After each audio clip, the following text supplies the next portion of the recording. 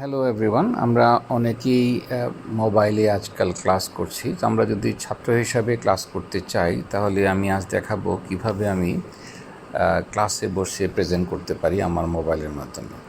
তো আমি ধরে নিচ্ছি আমার এই লিঙ্কটা আছে, এই লিঙ্কে আমি এখন আমার ক্লাসে যাচ্ছি। আমি গুগল মিট দিয়ে যাচ্ছি, সুতরাং আমি গুগল মিটে ক্লিক করছি।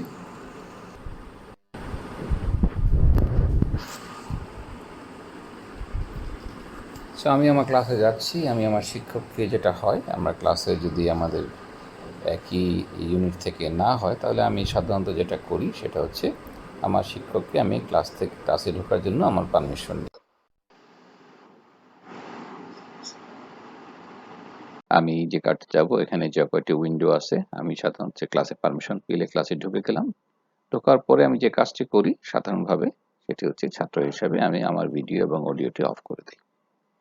যখন আমার প্রেজেন্টেশনের সময়, তখন আমি প্রেজেন্টেশনের চেষ্টা করব। সেজন্য উপরে যে 3 ফোঁটা আছে, 3 ফোঁটার সেই বাটনে আমি টাপ দেব।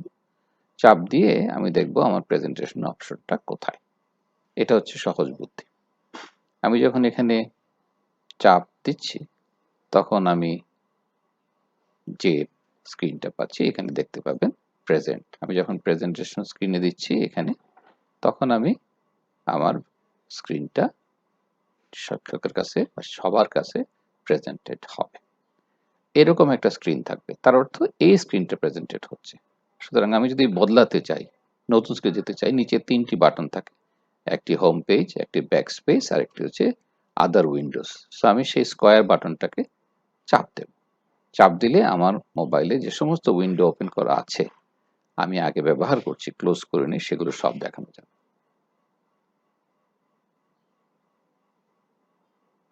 যেমন আমি দেখতে পাচ্ছি আমার অনেকগুলো উইন্ডো খোলা ছিল। আমি স্ক্রল করে যাচ্ছি, স্লাইড স্ক্রলিং করে আমি সবগুলো দেখছিলাম। মনে করেন আমি আমার ইউটিউব উইন্ডোটা দেখাতে চাই, সবাইকে দেখাতে চাই। সুতরাং আমি এই উইন্ডোতে চাপ দেব।